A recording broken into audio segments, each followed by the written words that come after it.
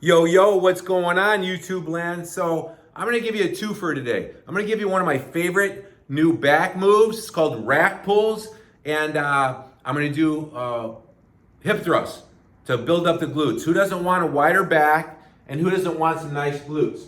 So if you want to really work on the meat of your lat right in here to add a little bit of width, learn how to do rack pulls. And so I've been learning recently a little bit about how to perfect the movement.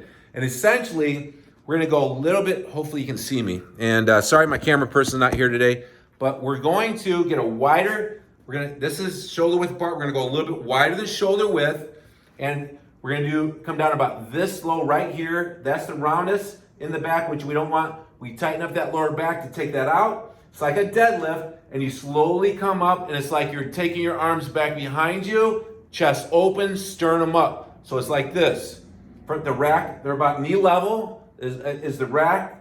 Come up, sternum up, and then drive those stiff arms back as you take that sternum up. And shoulder width apart grip is not gonna make the back wider. Right here will, to the point of no return. That's too wide and probably will cause a little bit of issues in your shoulder. So I'm gonna do a set here for you. Let's see, I think you can see everything, hopefully. Sorry about this, lack of camera crew.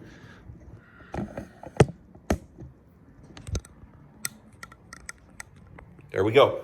Okay, this is my actual workout. It's a little heavy for me, but I'm gonna go with it anyway. It might not be the best form, but hey, I gotta get my workout in.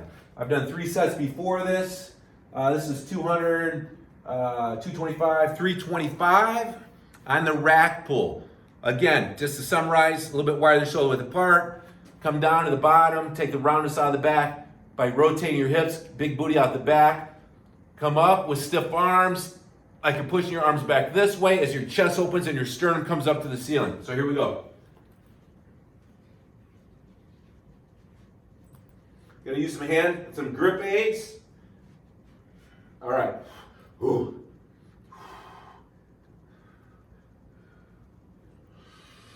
Asa. That's one.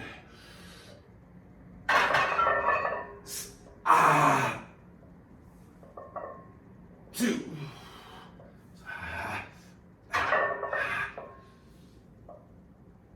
Three.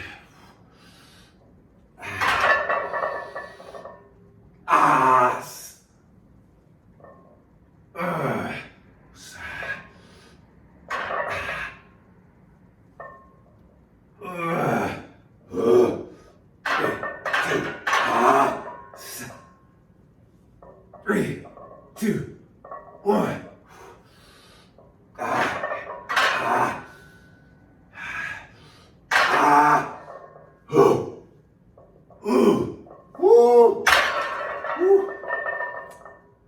Some people make fun of the noises that I make, but it's getting that air out.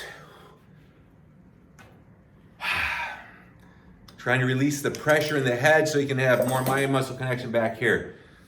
So a few things besides the tips that I said in the beginning. And that is, people say you set the bar down, regroup, tighten up, and then come back up on the deadlift or the rack pulls? Or should you lightly tap and come right back up? As you can see in that set, I did both. I like them both. Never come down quick and slam and let the bar down onto the floor. That's just a no-no. You also saw something unique. Wow, all right. So that I'm leaning up and it's exciting to see the body change. And repair torn up acute trauma, chronic long-term trauma in joints without surgeries and medications by recovery hacks, and that's what I've been doing. The other thing is the 3 micro taps at the bottom. So it's a really slow, it's not isometric, but it's a little bit of movement. And then you saw me do the 3 micro reps at the top. I coined that phrase, I created the movement, and it's in my Arnold Schwarzenegger awarded Udemy course that on how to exercise uniquely and get those last 2 reps with muscle confusion on something they've never felt before. Okay, so now that I said this was a twofer, ask me any questions about the back rack pulls later. All right, let's see if I can get this camera situated where you can see my my bun buster exercise.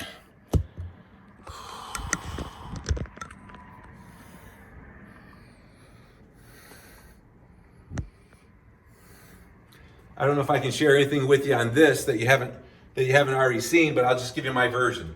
So some people like glute machines for this, the hip thrust.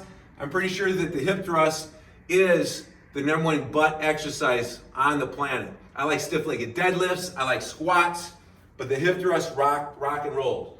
So I got a pad on this bar.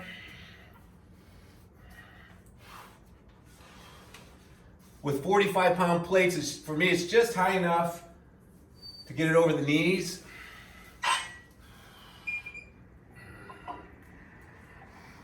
Oh. You probably want to push the bar away from you, find a sweet spot on the hip that it doesn't hurt your hip bone. 2, 1.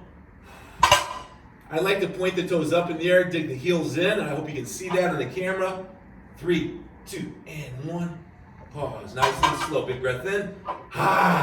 Drive your hips up as high as you can to the ceiling. Hold it, squeeze it. If you point the toes up and dig the heels in, you'll feel the glutes more and the hamstrings less, which is important.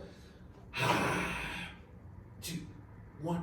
So now, instead of pausing at the top, I go 5 in a row, nice and quick. Not quick, but not slow.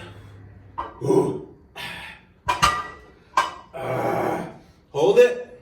Now, when you're getting close to the end, give me 3 micro reps at the top. 3, 2, and 1. Woo. All right, here we go. Here's the ending phase. 5 in a row, up and down. 5, 4, 3, 2. Whoa. Hold it. 3 micro reps at the top. And 4, 3, 2, 1. Woo. Wow. So that's my hip thrust.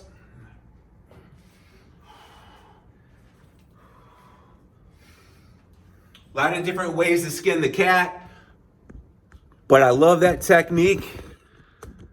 And my go-to is go to failure in the 12 to 14 rep range with the first weight. Go do something else that's different, not the same body part. Stretch it out, relax, recover. Come back to your second set of the glute exercise. Add some weight to it. Get to complete failure in a 10 to 12 rep range.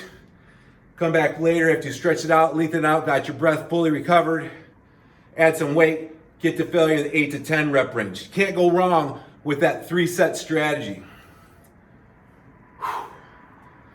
That's one strategy. It's my default. It's my favorite way to do it. So I'm just gonna look at my physique a little bit. I rarely get to see my physique, so I'm just gonna hit a few poses.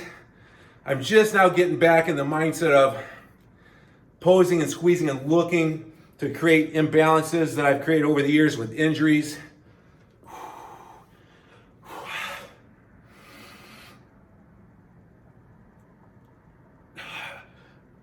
I'm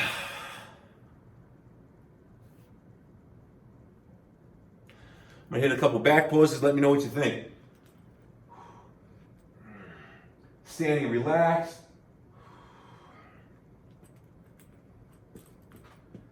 Double bicep pose.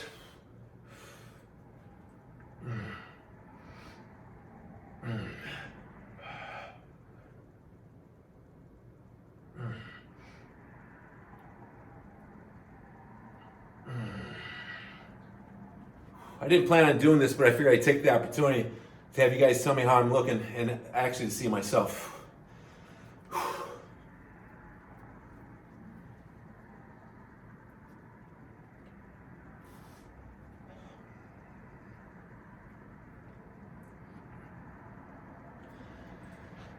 Let's see how this back looks.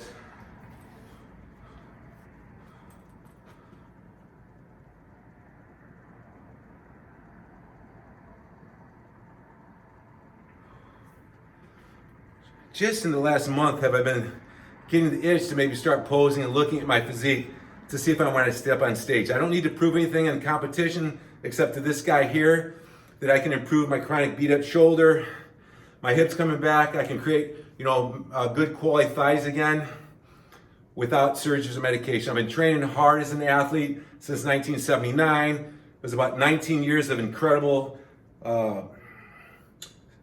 competitive baseball, basketball, football.